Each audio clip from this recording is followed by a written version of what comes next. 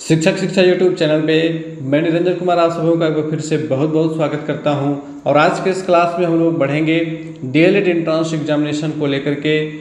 Model set mathematics का चल रहा है हमारा, और इसके पहले मैथमेटिक्स का पार्ट फर्स्ट आया था जिसमें हम लोगों ने 30 प्रश्नों को बिल्कुल अच्छे से डिस्कस किया था।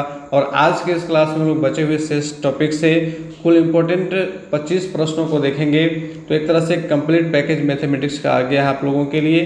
तो आइए बढ़ेंगे, आज के इस क्लास में 31वें सवाल से शुरुआत करेंगे। तो आइए बढ़ते हैं क्लासेस की ओर। और शॉर्ट में मैंने आप लोगों के लिए सिलेबस डिस्कशन भी कर लिया था पिछले क्लास में, और वैसे हमारा सिलेबस के ऊपर पूरा डिटेल क्लास भी आया हुआ है। और अब रिवीजन का टाइम है, तो आप लोग फटाफट से रिवीजन करते रहें। बढ़ते हैं सवालों की ओर, और 31वां सवाल लेंगे। 31वां सवाल हमारे सामने आ चुका है। सवाल है, 20 संख्याओं का समांतर माध्य 5 है। यदि इनमें से 8 संख्याओं का समांतर माध्य 8 हो तो शेष संख्याओं का समांतर माध्य ज्ञात करना है। तो इस तरह के जब सवाल आते हैं हमारे सामने, तो करना ये है कि जो पहली संख्या दी, पहला जो कंडीशन दिया हुआ है कि 20 संख्याओं का समांतर माध्य 5 है, तो इससे हम 20 संख्याओं का योग ज्ञात कर सकते हैं। कैसे? तो 20 गुने 5 करके, ठीक है। यदि इनमें से 8 संख्याओं का समांतर माध्य 8 है, तो 8 समांतर माध्य का कुल योग क्या हो जाएगा? 8 गुने 8 हो जाएगा, ठीक है। तो 20 गुने 5 100, और 8 गुने 8 64, बच गया 36। ये 36 क्या आ गया? ये बाकी के 12 प्रेक्षणों का योग आ गया। तो उन 12 प्रेक्षणों का योग 36 है, तो उन 12 प्रेक्षणों का समांतर माध्य क्या होगा? सिंपली इसको 12 से डिवाइड कर देंगे, 12 दिया 36, तो ये जो 3 आ गया, ये शेष संख्याओं का समांतर माध्य निकल करके आ गया। तो ये तीसरा ऑप्शन हमारा सही है, 3। अगला प्रश्न है, एक विद्यार्थी को किसी संख्या को 7 से भाग करने को कहा गया, किंतु उसने संख्या को 7 से गुणा कर दिया। यदि इस प्रकार उसका उत्तर 7 आया तो सही उत्तर क्या होना चाहिए? तो यहाँ पे देखेंगे कि विद्यार्थी को संख्या में 7 से भाग करने को कहा गया था। सबसे पहले हम लोग क्या करेंगे? संख्या मान लेते हैं। माना कि संख्या x है, और उसने क्या किया कि इसमें 7 से गुणा कर दिया। तो x में जब 7 से गुणा किया तो उसका आंसर भी 7 ही आया। तो x की वैल्यू क्या होगी? x = 1, 7 7 कट जाएगा। x का मान 1 है, 1 में 7 से गुणा कर दिया तो 7 आ गया, और उसको 7 से भाग करने को कहा गया था। तो जब हम 1 में 7 से भाग करेंगे तो सही आंसर क्या होगा? 1/7 होगा, ना कि 7 होगा, ठीक। तो 1/7 चौथा ऑप्शन सही है हमारा। चलिए आगे बढ़ेंगे। एक कक्षा के 48 छात्रों का औसत अंक 45 है, ठीक है। 48 कुल मिलाकर के छात्र हैं, और उनका औसत अंक, एवरेज नंबर जो है वो है 45। उस कक्षा के लड़कों के औसत अंक 40 हैं और लड़कियों के औसत अंक 50 हैं। तो कक्षा में लड़कों और लड़कियों की संख्या में अनुपात क्या है, ये ज्ञात करना है। तो देखिए, इस प्रकार के सवाल में क्या करेंगे? 48 छात्रों का कुल औसत अंक 45 है, तो अगर हम 48 छात्रों के औसत अंक में गुना कर दें तो ये टोटल बच्चों का जो अंक आया उनका योगफल हमारे सामने आ जाएगा। उसमें से लड़कों के औसत अंक 40 हैं, तो लड़कों की संख्या मान लेते हैं x। लड़कों की संख्या हम लोग क्या करेंगे? x मान लेंगे। तो लड़कियों की संख्या क्या हो जाएगी? 48 - x, है ना। टोटल 48 छात्र हैं, उसमें से x लड़के हैं, तो लड़कियां कितनी बच गई? ऑब्वियसली 48 - x, ठीक है। तो लड़कों की संख्या x है और लड़कियों की संख्या 48 - x है। और लड़कों के औसत अंक 40 हैं और लड़कियों के औसत अंक 50 हैं। अब हम इसको एक इक्वेशन बनाएंगे, एक इक्वेशन तैयार करेंगे इस प्रकार से। लड़कों की कुल संख्या x और उनके औसत अंक 40, तो उनके द्वारा प्राप्त किए गए कुल अंक कितने हो जाएंगे? 40 गुना x, ठीक। उसी प्रकार से लड़कियों की कुल संख्या 48 - x, उनके द्वारा प्राप्त किए गए कुल अंकों की संख्या 50, औसत अंक कितने हैं? 50, तो कुल अंक गुना कर देंगे, इक्वल टू कितना हो जाएगा? 48 × 45, ठीक है। 48 × 45 क्यों? क्योंकि 48 छात्रों के कुल औसत अंक 45 हैं, तो कुल अंकों को योग निकालने के लिए क्या करेंगे, 48 गुने 45 कर देंगे। अब इस समीकरण को आप कैलकुलेट कीजिए, ठीक है। इसको कैलकुलेट करते हैं फटाफट से। 40x प्लस 48 गुने 50 करेंगे तो कितना आ जाएगा, 48 गुने 50 कीजिए, 8 पचे 40, 40 का 0, बाकी 4, 4 पचे 20, 20 4 24, एक 0 बैठा देंगे, minus 50x equal to 48 into 45, 48 गुने 45 करना है। तो 48 गुने 45 इधर कर लेते हैं फटाफट से। 8 पचे 40, 4 पचे 20, 20 4 24, 8 चौक 32, 32 का 2 बाकी 3, 4 चौक 16, 16 3 19, 0 4 2 6, 9 2 11, 2160, ये आ गया 48 गुने 45 की वैल्यू। अब यहाँ देखिए 40x minus 50x minus 10x हो जाएगा, इक्वल टू ये 2400 प्लस में है, इधर आएगा तो क्या हो जाएगा माइनस में। 2160 में से 2400 घटा दीजिए, तो 2160 में 2400 में 2160 घटाएंगे कितना बचेगा, 400 में 160 घटाइए सिंपली। 400 में जब 160 घटाएंगे 160, 60 में 40 जोड़ देंगे तो कितना हो जाएगा 200 और 200 यानी कि 240। तो minus 10x equal to minus 240, तो x बराबर क्या आ जाएगा 24, ठीक है। x बराबर माइनस 240 और बटा माइनस 10, तो कट करके आ जाएगा 24। x की वैल्यू कितनी आ गई 24। x हमने माना था लड़कों की संख्या को तो लड़कों की संख्या आ गई 24, तो लड़कियों की संख्या कितनी हो जाएगी 48 माइनस x, तो 48 में से 24 घटेगा तो 24। लड़कियों की संख्या भी 24 और लड़कों की संख्या भी 24, तो 24 और 24 का अनुपात क्या आ जाएगा 1:1, तो दूसरा ऑप्शन हमारा सही है। अगला सवाल है कि राम किसी काम को 18 दिन में कर सकता है, मोहन उसी काम को राम से आधे समय में कर सकता है। राम जितना काम करने में समय लगाता है मोहन उसको उसके आधे में कर लेगा, यानी कि 18 दिन में राम कर रहा है तो मोहन उस काम को 9 दिन में कंप्लीट कर देगा। वे दोनों एक साथ मिलकर एक दिन में काम का कितना भाग पूरा कर सकते हैं। राम के द्वारा काम करने में लगा समय 18 दिन, एक दिन में राम कितना काम करेगा, तो 1/18, कोई दिक्कत। इसके बाद मोहन, तो मोहन 9 दिन में काम खत्म करता है, एक दिन में वो काम करेगा 1/9। अब दोनों मिल करके राम और मोहन दोनों मिल जाएंगे तो 1/18 जोड़ 1/9, चलिए इसको कैलकुलेट कर लीजिए, आंसर आ जाएगा आपका 18 और 9 का लघुत्तम 18, 1 जोड़ 2 यानी कि 3/18 कट जाएगा, 3 6 18, 1/6 आंसर हमारा क्या हो जाएगा 1/6, पहला ऑप्शन सही होगा। अगला सवाल है कि एक संख्या के 50% में से 50 घटाया गया तो शेष 50 बच गया, तो संख्या ज्ञात कीजिए। माना कि संख्या x है, माना कि संख्या x है, तो x के 50% में 50 घटाया गया, ठीक। x का 50% माइनस 50 बराबर 50, ये आपका समीकरण तैयार हो गया। आप इसको कैलकुलेट कर लीजिए, आपका आंसर आ जाएगा। तो x का 50% यानी कि x गुने 50/100 जब हम लोग करेंगे तो क्या हो जाएगा 50 दूना 100, यानी कि x/2, इसको सीधे सीधे लिखते हैं, ठीक है, x/2 और यहाँ गुना नहीं होगा, माइनस ये जो 50 है इसको इधर भेज देते हैं, तो 50 + 50 100 हो जाएगा, और ये बटे 2 है इधर जाएगा तो गुना में हो जाएगा, यानी कि 100 गुना 2 200, यहाँ पे सही आंसर है 200। अब देखिए इसको चेक भी कर लेते हैं, तो 200 के 50% में, तो 200 का 50% कितना होगा 50/100 कीजिए,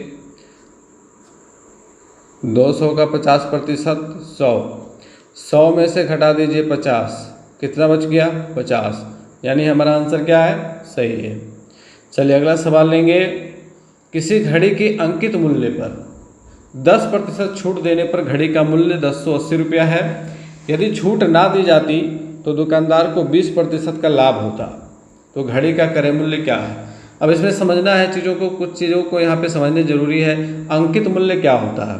तो अंकित मूल्य वह प्राइस होती है, जैसे कि आप लोगों ने किसी भी वस्तु को देखा है एमआरपी उस पर लिखा हुआ रहता है ना। एमआरपी जो है वो अंकित मूल्य ही है। उसमें जितने भी टैक्सेस होते हैं, जो भी है जोड़ घटाव करके सब कुछ उसमें डाला हुआ रहता है। तो अंकित मूल्य के ऊपर, एमआरपी के ऊपर जो छूट दी जाती है उसको बट्टा कहते हैं। और छूट देने के बाद भी दुकानदार को लाभ होता है। तो यहाँ पे सवाल है कि किसी घड़ी के अंकित मूल्य पर 10% छूट देने पर घड़ी का मूल्य 1080 रुपया है। तो और कहता है कि यदि छूट ना दी जाती तो दुकानदार को 20% का लाभ होता।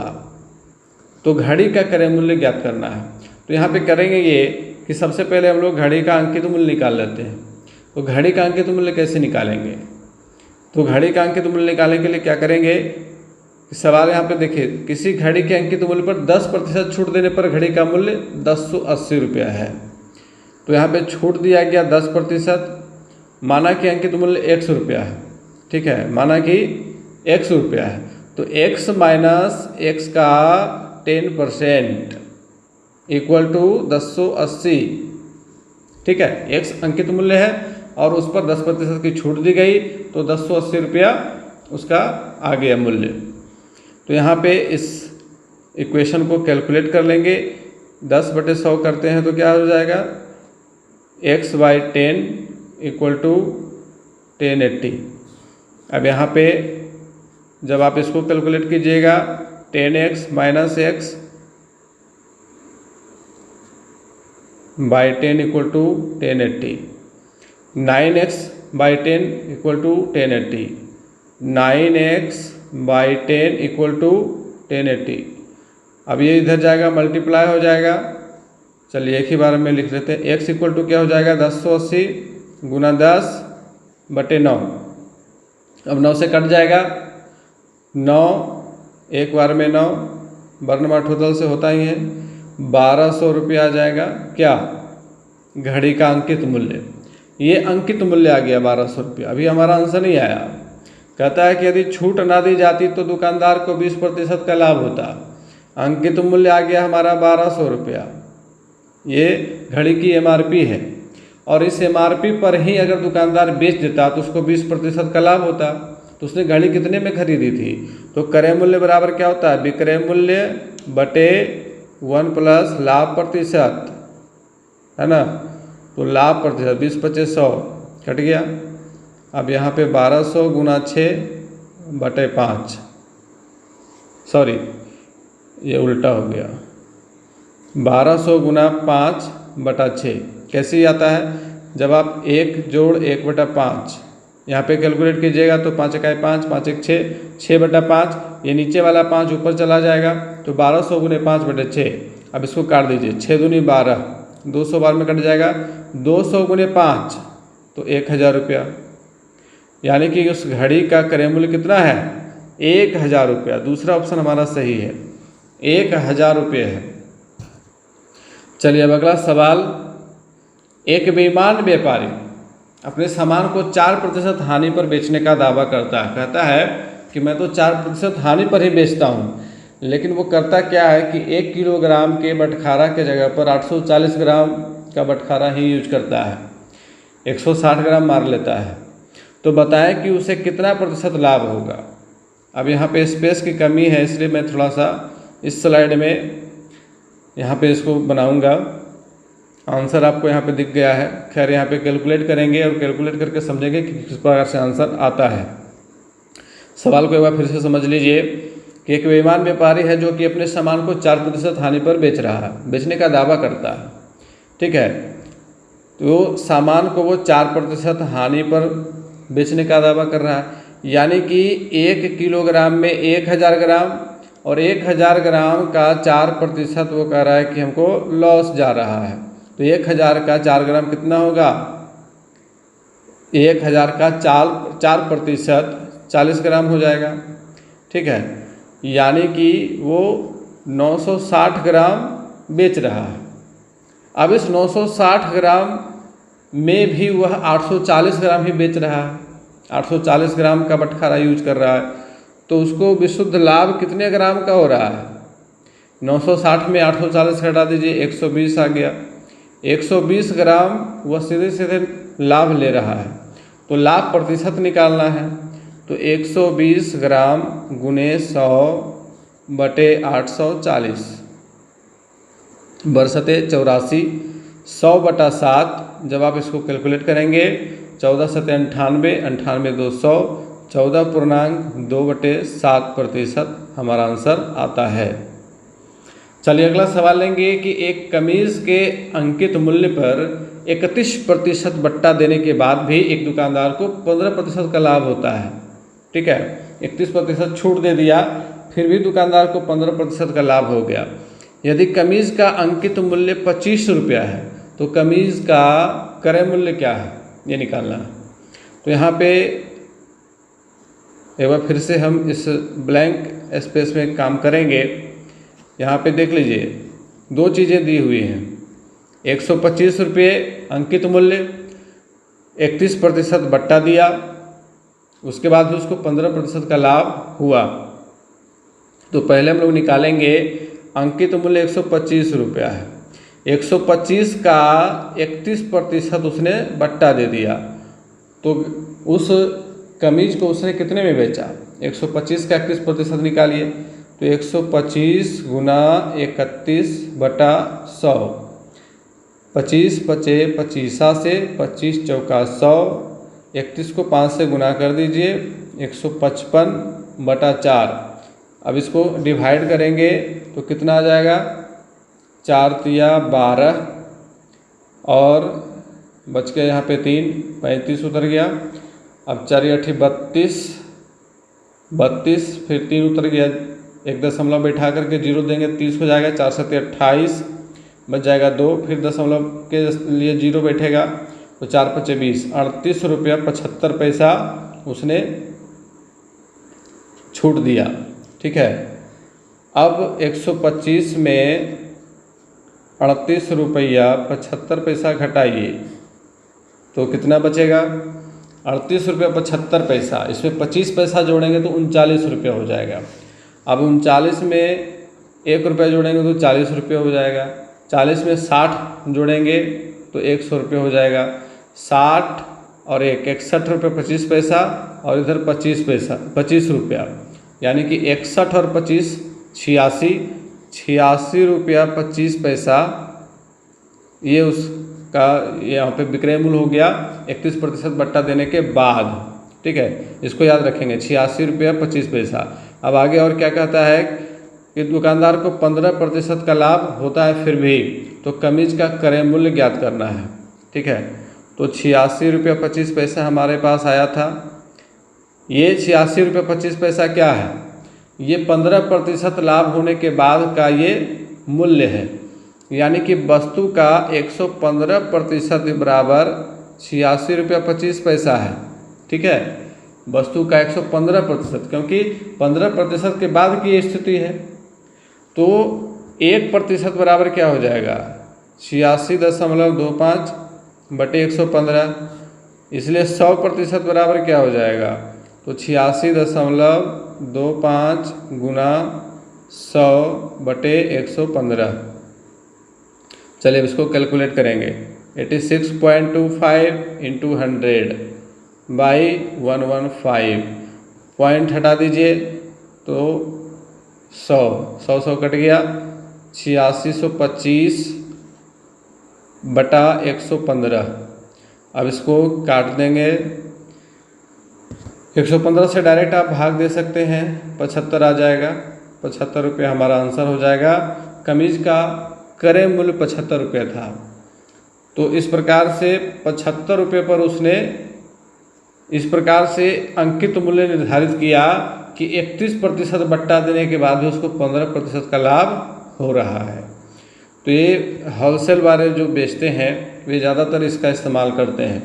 सेल में आप देखते हैं 50% छूट, और 50% छूट देने के बाद भी दुकानदार को 15 से 20% बच रहा है, तो वस्तु की दाम को बहुत ज़्यादा बढ़ा देते हैं और बढ़ा करके एक प्रिंट बना करके चिपका दिए। अब आपको लग रहा है कि 50% का छूट मुझे मिल रहा है, 500 का सामान जो है सिर्फ 250 में मिल रहा है, लेकिन 250 रुपये में आपको देने के बाद भी उसको 20 से 25% का लाभ मिल रहा है।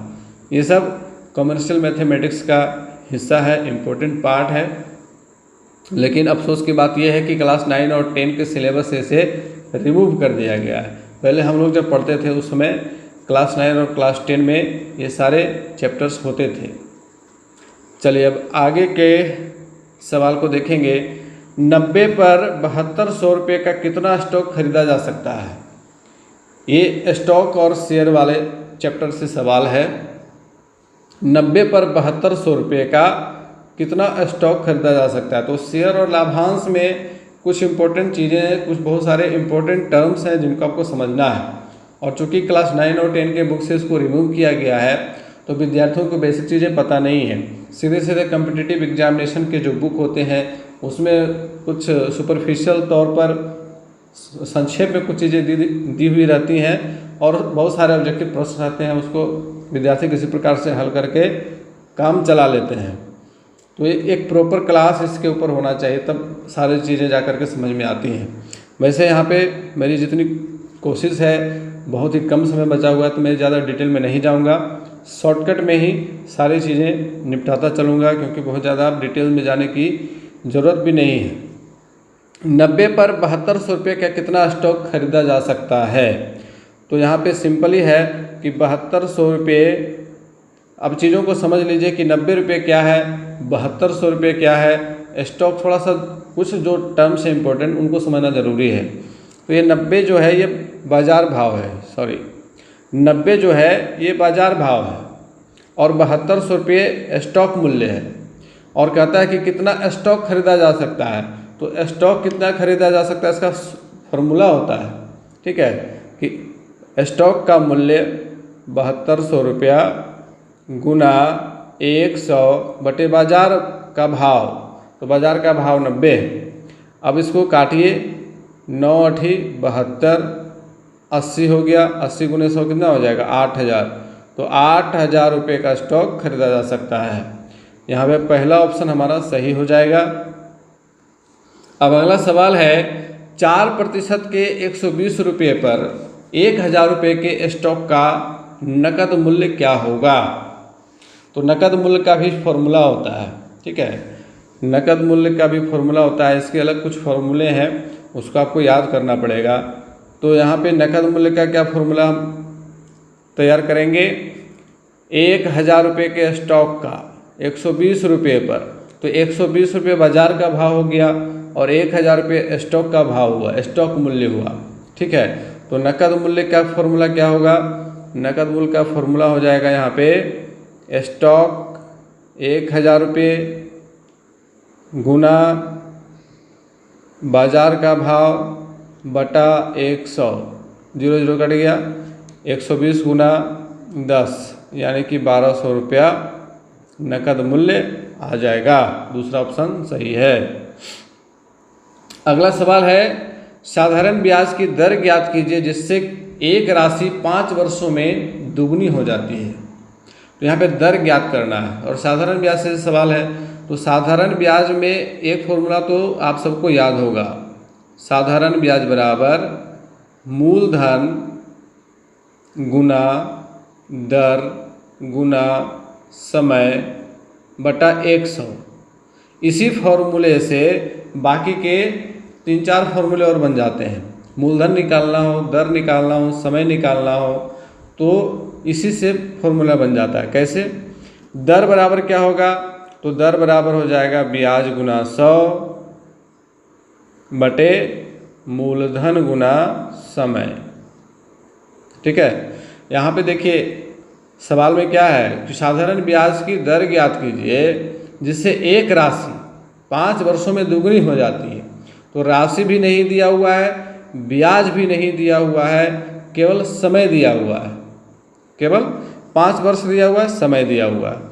अब यहाँ पे क्लू दिया हुआ है कि आपको कैसे राशि चुनना है और ब्याज निकालना है।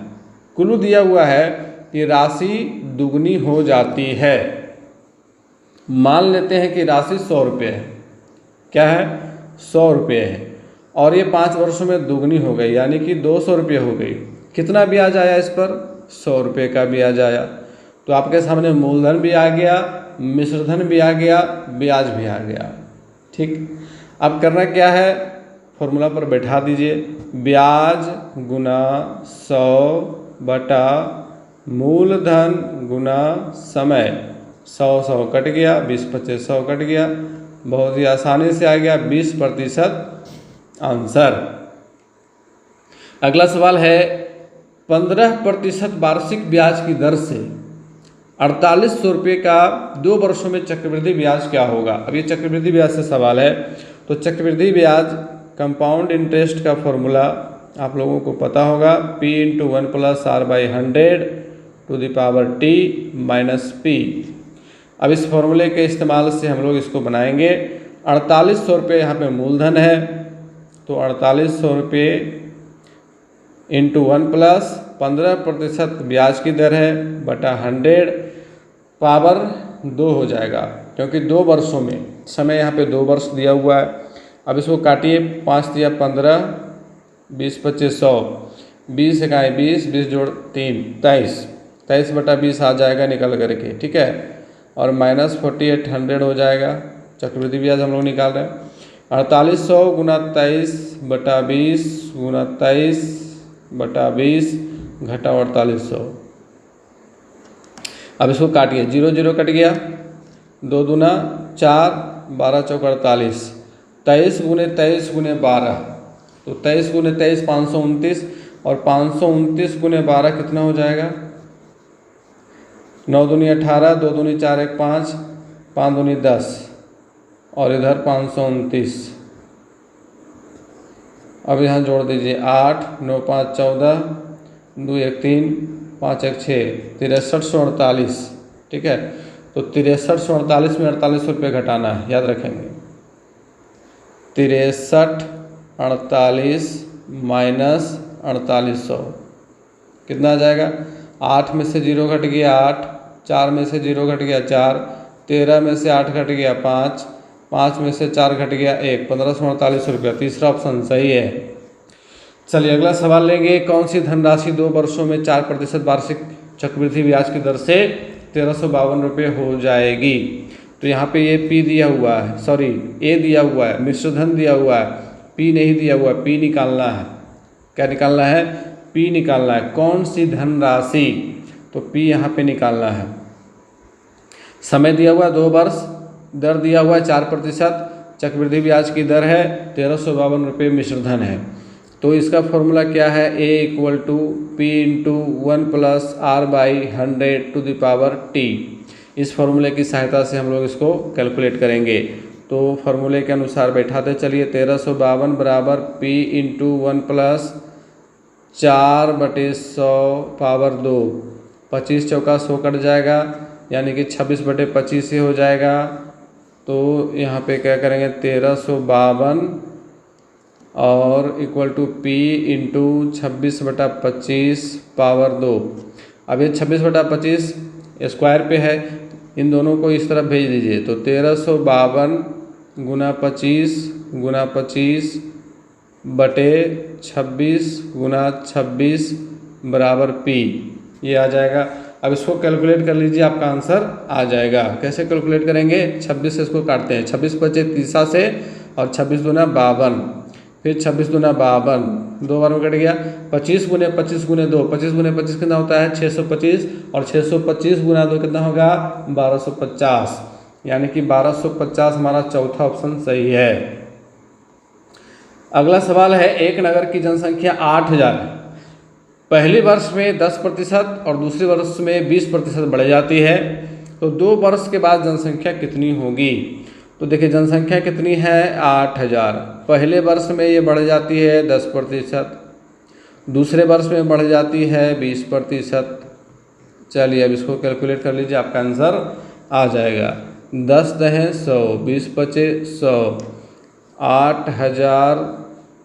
अब इसको ब्रैकेट नहीं देना है, गुना 11/10 गुना 6/5। चलिए अब इसको कैलकुलेट कर लीजिए। 0 0 कट गया, 5 से इसको काट देते हैं 800 को, 16 × 5 80 हो जाएगा ना, तो 160। अब 160 × 11 × 6 इसको कर लीजिए, आ जाएगा आपका आंसर। कैसे करेंगे? 160 × 11 × 6, 11 छक 66, तो 160 × 66 कर लीजिए। अब 160 भी नहीं लेना है, केवल 16 लीजिए, 16 × 66 कीजिए, फटाफट आंसर आ जाएगा। 16 छक 96, 16 छक 96, जोड़ लीजिए 6 9 6 15, 9 1 10, एक जीरो बैठा देंगे, एक जीरो हमने छोड़ा था, तो 10,560 तीसरा ऑप्शन हमारा सही है। अगला सवाल है कि दूध तथा पानी के 20 लीटर मिश्रण में 10% पानी है। कितना है? 10% पानी है। तो 20 लीटर का मिश्रण है, 10% पानी है, तो 20 लीटर का 10% कितना हो जाएगा? 2 लीटर। ठीक है, तो 2 लीटर पानी है। अब माना कि कहता है कि कितना पानी और मिला दिया जाए कि मिश्रण में पानी 25% हो जाए। तो मान लिया कि X% हम मिला देते हैं। ठीक है, 1 लीटर पानी मिला देते हैं। क्या मान लिए? 1 लीटर पानी मिला देते हैं। तो क्या हो गया स्थिति? 20 + X हो जाएगा, इसका 25%, 25/100 लिख देते हैं डायरेक्ट 25% को, बराबर 2 + X हो जाएगा। 2 लीटर में ये जुट जाएगा, जितना हमने पानी मिलाया है वो 2 लीटर में जुटेगा। अब इसको कैलकुलेट कर लीजिए, 20 + X × 25/100 बराबर 2 + X। अब यहाँ ये गुना में है, इसको उस तरफ भेज देंगे तो ये क्या हो जाएगा? बटा में हो जाएगा।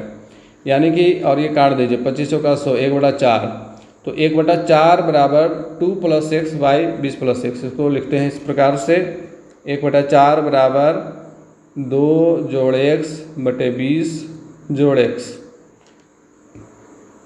चलिए इसको कैलकुलेट कर लीजिए। 20 + X बराबर क्रॉस मल्टीप्लिकेशन कर रहे हैं, 4 दूने 8, 4X। अब यहाँ पे 20 - 8 बराबर 4X - X, यानी कि 12 बराबर 3X, 3 चौके 12, X की वैल्यू 4 लीटर पानी और मिला देंगे। पहला ऑप्शन हमारा सही है। अगला प्रश्न है कि एक समचतुर्भुज की प्रत्येक भुजा 10 मीटर है और इसके एक विकर्ण की लंबाई 16 मीटर है, तो समचतुर्भुज का क्षेत्रफल क्या होगा? तो समचतुर्भुज का क्षेत्रफल का सूत्र पता है। समचतुर्भुज के क्षेत्रफल का सूत्र होता है 1/2 × D1 × D2। D1 D2 क्या है? ये दोनों विकर्ण हैं। अब यहाँ पे एक विकर्ण दिया हुआ है, दूसरा विकर्ण नहीं दिया हुआ है, तो यहाँ पे दिमाग ये लगाना है कि दूसरा विकर्ण कैसे आएगा। तो सबसे पहले एक समचतुर्भुज की फिगर ड्रॉ कर लेंगे और इसमें एक विकर्ण हमारा दिया हुआ, दूसरा विकर्ण ड्रॉ कर लेंगे। नाम दे दीजिए ABCD और बीच में कटान बिंदु को O। अब जब ये 16 है, AC को मान लीजिए 16, ठीक है, AC बराबर 16, तो DB जो विकर्ण है, इसमें सिद्धांत है कि समचतुर्भुज के दोनों विकर्ण एक दूसरे को समद्विभाजित करते हैं। ठीक, तो समद्विभाजित जब ये कर रहा है तो ये 8 हो जाएगा और ये भी 8 हो जाएगा, दोनों पार्ट 8 हो जाएगा, और ये सब 10 है। ठीक है, तो हमें इस विकर्ण को निकालने के लिए एक त्रिभुज का निर्माण यहाँ पे होगा, AOB, इस प्रकार से। ठीक है, एक त्रिभुज बन रहा है AOB, जिसमें ये 90 डिग्री है, लंब समद्विभाजक होता है 90 डिग्री। यहाँ पे कोण O है, AB हमारा 10 है, OA हमारा 8 है। अब ये OB निकाल लीजिए, कितना आएगा? आराम से आ जाएगा 10 का स्क्वायर माइनस 8 का स्क्वायर, अंडर रूट में रखेंगे, कर्ण का स्क्वायर माइनस लंब का स्क्वायर बराबर आधार का स्क्वायर, उस फॉर्मूला से। तो 10 × 100 8 × 64, 100 में से 64 हटेगा 36, 36 का वर्गमूल 6, तो ये 6 है। तो जब ये 6 है तो ये भी 6 होगा, यानी कि पूरा जो विकर्ण होगा 6 + 6 12, तो दूसरा विकर्ण हमारा कितना होगा? 12 मीटर। तो जब हमें दोनों विकर्ण पता चल गए, 1/2 इंटू 16 इंटू 12 कर दीजिए, 2 छक 12 कट गया, 16 छक 96, 96 मीटर स्क्वायर। तीसरा ऑप्शन सही है। देखिए समचतुर्भुज में जितने भी समचतुर्भुज बताए गए हैं क्लास 9 के चैप्टर में, क्षेत्रमिति में आपको मिल जाता है। एक्सरसाइज 14 से हीरोन के फॉर्मूला से ले करके आपको पूरे पृष्ठीय आयतन तक, जिसमें लास्ट आपका गोला है, वहाँ तक जितने भी फॉर्मूले हैं उसको आपको याद रखना है, क्योंकि इनसे सवाल आएंगे, सिलेबस में दिया हुआ है। तो समलंब का एक सवाल मैंने लिया है। तो समलंब का इस प्रकार से सवाल है कि समलंब का क्षेत्रफल 210 वर्ग मीटर है, समांतर भुजाओं के बीच की लंबवत दूरी 15 मीटर है और इनमें से एक भुजा 12 मीटर है, तो दूसरी भुजा क्या होगी? तो समलंब का क्षेत्रफल का सूत्र क्या होता है? 1/2 इंटू समांतर भुजाओं का योग, तो ए और बी मान लेते हैं समांतर भुजा को, ठीक है, गुने ऊंचाई, ये फॉर्मूला है। तो इसमें एक समांतर भुजा तो दिया हुआ है, दूसरी समांतर भुजा नहीं दी हुई है, ऊंचाई भी दी हुई है। तो दूसरी भुजा निकालने के लिए क्षेत्रफल भी दिया हुआ है, तो सारे कुल दिए हुए हैं, आपको एक्स्ट्रा कुछ भी इसमें दिमाग लगाना ही नहीं है, आसान सा सवाल है, ठीक है। तो कैसे इसको बनाएंगे? क्षेत्रफल 210 वर्ग मीटर बराबर 1/2, ए की वैल्यू क्या कहता है, इनमें से एक भुजा 12 मीटर है तो 12 बैठा दीजिए, बी की वैल्यू हमें निकालनी है, और लंबवत दूरी यानी कि ऊंचाई 15 दिया हुआ है। अब इस सबको इधर भेज दीजिए, तो 210 गुना 2/15 बराबर 12 प्लस बी, दिक्कत। अब यहाँ पे 15 से काट दीजिए, 15 है कहाँ, 15, 15 चौका 60, 14 दूनी 28, 28 घटाओ 12 बराबर बी। अब 28 में से 12 घटेगा तो 16 मीटर ऑप्शन आ गया हमारा चौथा। अगला सवाल है, एक समांतर चतुर्भुज का क्षेत्रफल 72 वर्ग मीटर है, यदि उसका एक शीर्ष लंब तदनुरूपी आधार का दुगना हो, डबल हो, तो समांतर चतुर्भुज का लंब क्या होगा? तो यहाँ पे समांतर चतुर्भुज के क्षेत्रफल का फॉर्मूला आप लोगों को याद रखना है। तो देखिए जितने भी चतुर्भुज वाले चैप्टर से और क्षेत्रमिति वाले चैप्टर से जितने भी आकृतियाँ हैं, त्रिभुज से लेकर के आपको वहाँ गोला तक आपको सारे फॉर्मूले याद रखने हैं। तो यहाँ पे चलिए समझ लेते हैं कि समांतर चतुर्भुज का क्षेत्रफल 72 वर्ग मीटर दिया हुआ है, शीर्ष लंब आधार का दुगना है, तो समांतर चतुर्भुज का लंब क्या होगा? तो यहाँ पे मान लेते हैं आधार x है, तो जब आधार x है तो लंब क्या होगा? 2x होगा, क्योंकि कह रहा है कि दुगना है। और इसका फॉर्मूला क्या होता है? समांतर चतुर्भुज के क्षेत्रफल का आधार गुने शीर्ष लंब क्या होता है? आधार गुने शीर्ष लंब, और इसकी वैल्यू दी हुई है 72 वर्ग मीटर। 2x गुना x कितना हो जाएगा? 3x नहीं, 2x स्क्वायर, 2x स्क्वायर बराबर 72। अब यहाँ पे x स्क्वायर की वैल्यू कितनी हो जाएगी? 36, कट जाएगा ये 36 गुना 72, तो x की वैल्यू कितनी आ जाएगी? 6, क्योंकि स्क्वायर है, इधर आएगा तो अंडर रूट हो जाएगा, और अंडर रूट की वैल्यू 6 आ जाएगी। अब यहाँ पे x के हमने किसको माना था? आधार को, तो x की वैल्यू आ गई 6। पूछ रहा है लंब क्या होगा? तो लंब 2x यानी कि 6 दूना 12 मीटर, दूसरा ऑप्शन सही है। अगला सवाल है कि एक त्रिभुज की भुजाएं 5, 12, 13 के अनुपात में है और त्रिभुज का परिमाप 120 मीटर है, तो त्रिभुज का क्षेत्रफल क्या होगा?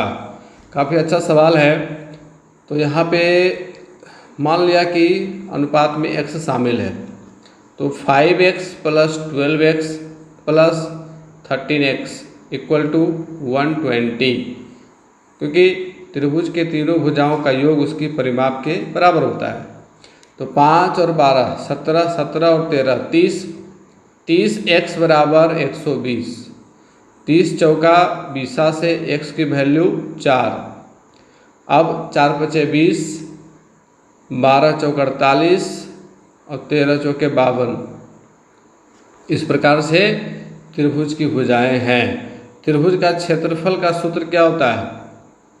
1/2 इंटू आधार गुने ऊंचाई, और आप जब इसको चेक करेंगे तो ये समकोण त्रिभुज है, 5, 12, 13 के अनुपात में समकोण त्रिभुज है। और समकोण त्रिभुज होने के कारण समकोण त्रिभुज के क्षेत्रफल का सूत्र का इस्तेमाल हम कर सकते हैं। पहली भुजा हमारी थी 20 और दूसरी भुजा 48।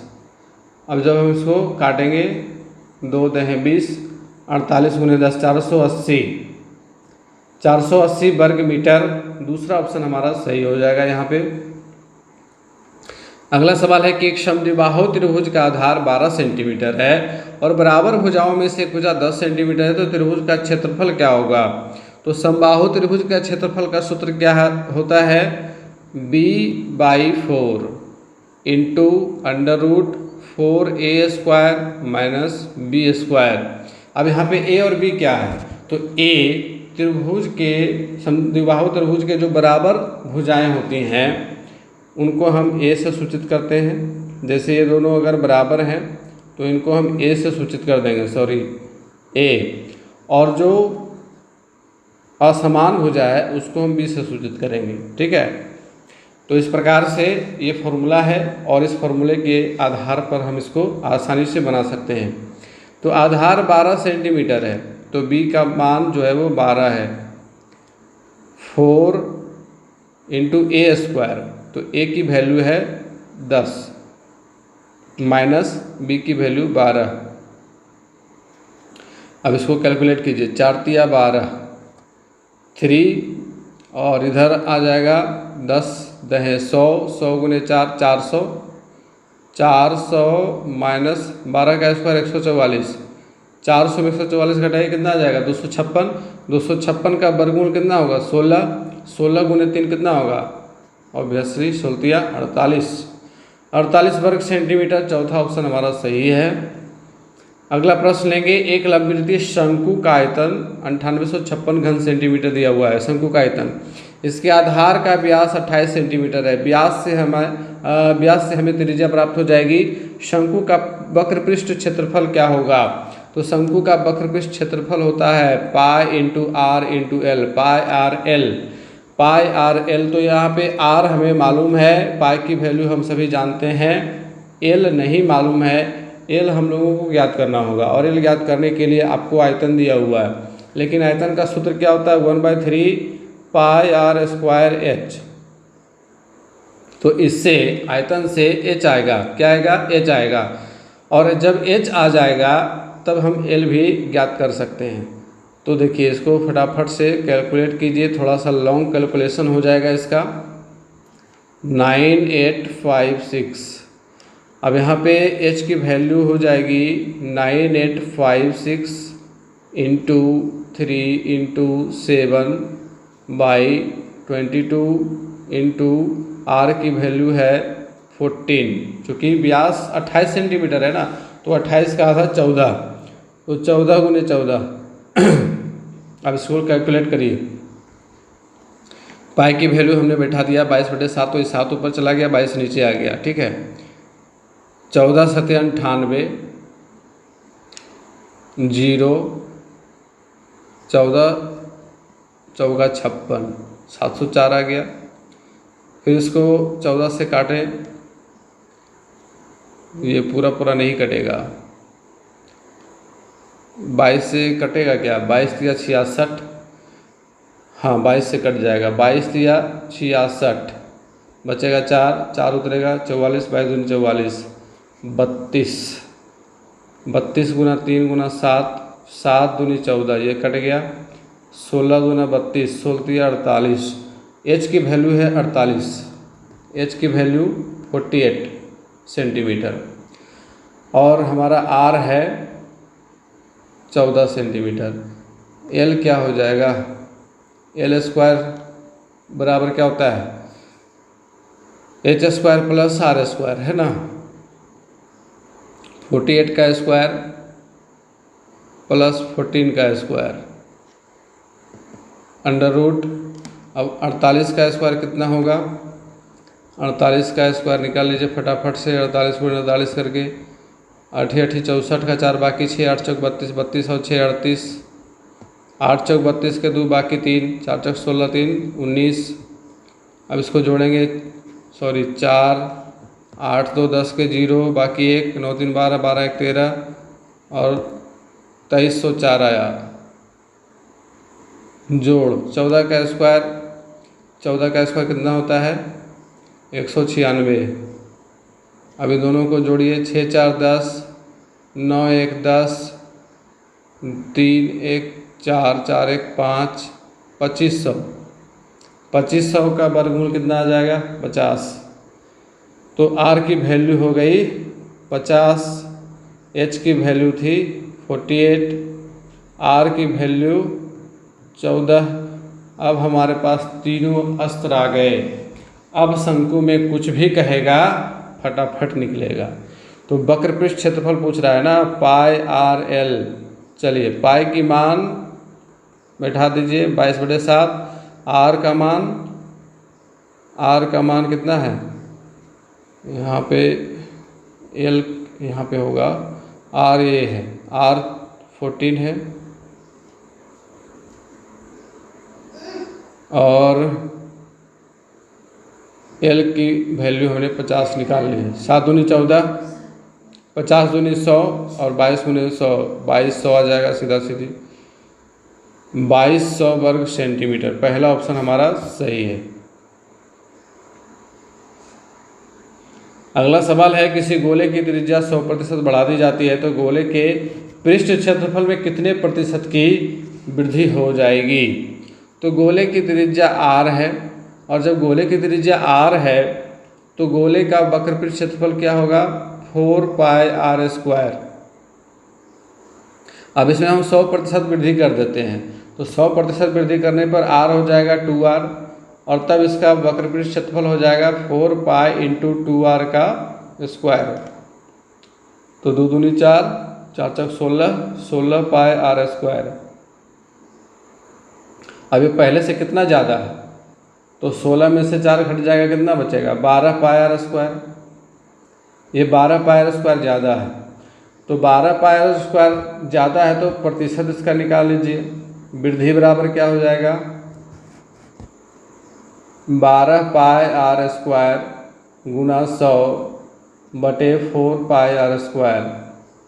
4 पाई R², 12 पाई R² 3 बार में काट देगा, 3 गुना 100 300, 300% वृद्धि होगी। अगला सवाल लेंगे, वर्ग अंतराल 25 31 का वर्ग चिन्ह क्या है। तो वर्ग अंतराल 25 और 31 का वर्ग चिन्ह निकालना हो, किसी भी वर्ग अंतराल का वर्ग चिन्ह निकालना हो, उनका एवरेज निकाल दीजिए। सिंपल है, 25 जोड़ 31 बटा 2, 25 और 31 कितना हो जाएगा 30 20 50, 5 1 6 56, 56 बटा 2 28 गुना 56। तीसरा ऑप्शन सही है। अगला सवाल लेंगे कि निम्नलिखित आंकड़ों में से 5 की संचयी बारंबारता क्या है। बारंबारता आप लोग समझते हैं, संचयी बारंबारता भी समझते होंगे। जिन लोग को कन्फ्यूजन है संचयी बारंबारता में वे समझ लें, किसी भी आंकड़े में अगर किसी विशेष संख्या का संचयी बारंबारता पूछ रहा है तो उससे कम जितने भी आंकड़े हैं उन सबका योग संचयी बारंबारता कहलाता है। तो अब सबसे पहले आप इसको बनाने के लिए क्या कीजिए कि आरोही क्रम में सजा लीजिए, बढ़ते क्रम में सजा लीजिए, आसान हो जाता है। तो इसमें देखिए 5 तक कितने आंकड़े हैं, 3 5 3 5 3 5 5, 1 2 3 4 5 6 7, कुल 7 ऐसे आंकड़े हैं जो 5 से छोटे या 5 के बराबर हैं। तो ये 5 की संचयी बारंबारता होगी। तो पहला ऑप्शन हमारा 7 सही है। अगला प्रश्न है, यदि 10 12 16 20 P और 26 का माध्य 17 है तो P का मान क्या है।